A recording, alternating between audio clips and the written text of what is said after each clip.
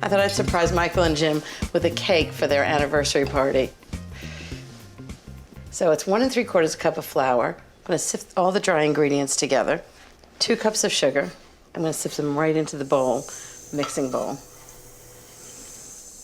And since it's chocolate cake with chocolate buttercream, it's got 3/4 cup of cocoa powder, dark chocolate cocoa powder.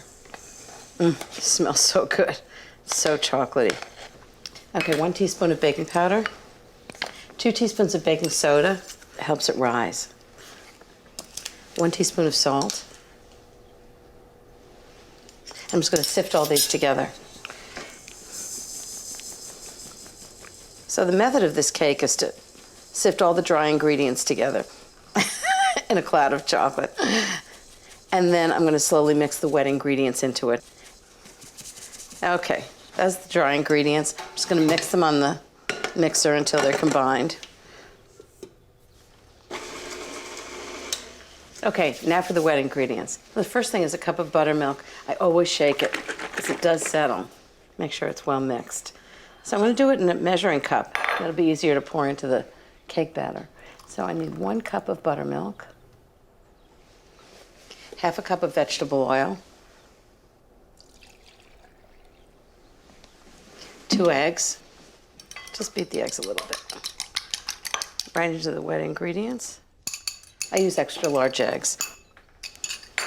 1 teaspoon of good vanilla, really important when you're doing chocolate. Okay, I'm just going to combine these. And then with the mixer on low, I'm just going to put it into the dry mixture. And then I have a secret ingredient. Or I should say Michael's grandmother had a secret ingredient.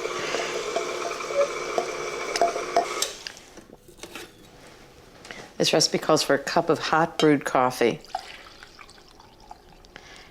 And I always think coffee is really important for chocolate. It makes it taste really chocolatey, and that's exactly what this does. Right into the mixture. I've got 2 8-inch cake pans.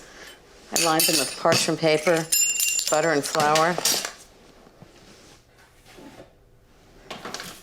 The pressure's on. It has to be good because Michael knows exactly what it is.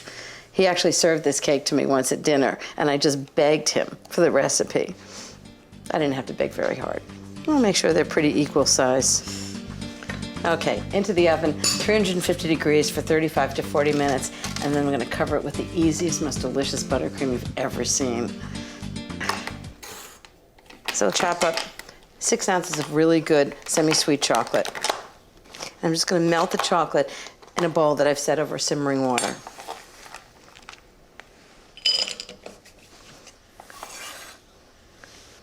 In the meantime, I'm going to start the rest of the buttercream. So I need 2 sticks of butter, 1/2 pound, at room temperature. I'm just going to beat that on medium speed. Okay, the next thing I need is 1 extra large egg yolk and a teaspoon of good vanilla extract.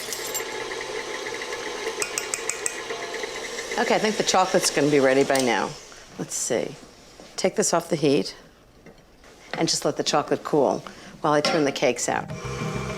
Just add it to the butter and vanilla.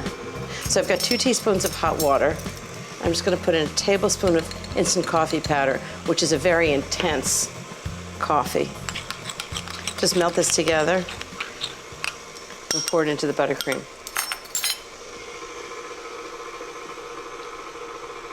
And I'm just going to whip it for a minute. Make sure it's really well blended.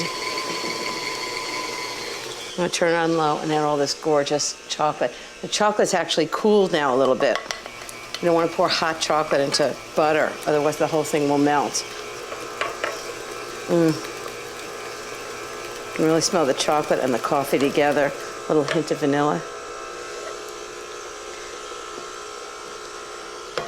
And that's Michael's grandmother's chocolate buttercream. Icing a cake, just go over it very gently. Start from the top and work your way down the sides.